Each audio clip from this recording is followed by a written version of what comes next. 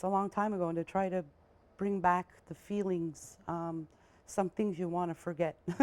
I was at the council office, and I was being told that there are plans for a group of people to leave the community. They're not warriors, nothing like that. It was just ordinary people who wanted to get away. You know, they said, it's time, we'd like to go. I was on the bridge all summer. That's my second home.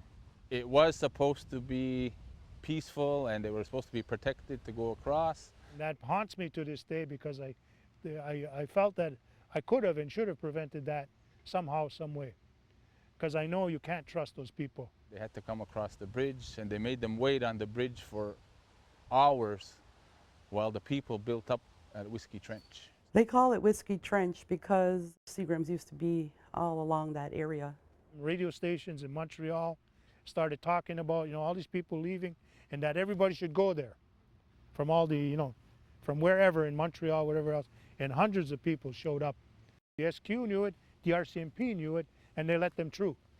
They said, okay, now it's time to go. And then they got stoned the hell out of them.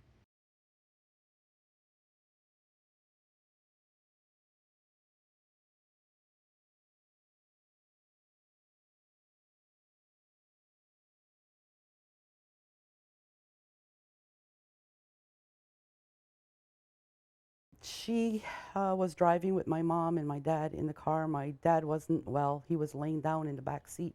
And I guess that's why the rock hit him when it went through the window. It hit his chest because he was lying down. I remember she said, you know, the cars in front was like, don't stop, just keep going. You know, this is what she kept saying, don't stop, just keep going, please don't stop.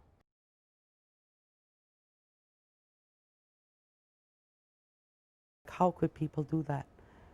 You know, to women, children, and elderly. It was just unbelievable. We were watching it, yeah. Just everybody saw red. And it wasn't just light, it was dark red. We came to the point where a group of guys was going to go open fire. They actually got down with a vehicle a good long way. And half that crowd would have been on the ground. To us, it felt like a setup.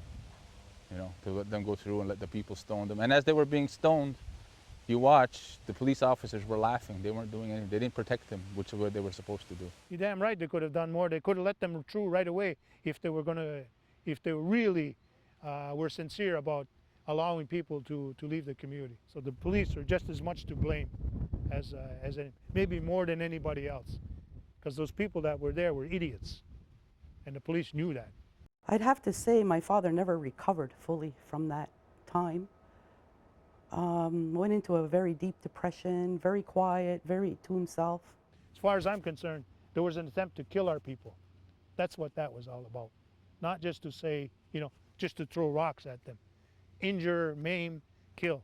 And, you know, that's what really upsets me. And like there was never any kind of real investigation. There was no kind of inquiry.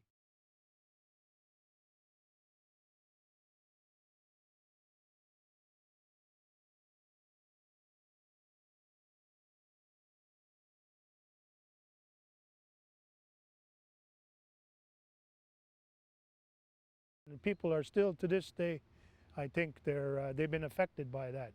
The ones who were in those vehicles, going across, having that happen to them, you know, it's incredible. It's an incredible story that nobody wants to acknowledge. Everybody just wants to sweep that under the rug. You want to talk about looking back 25 years ago, you want to talk about incidents and things that happened, that's one of them, you know.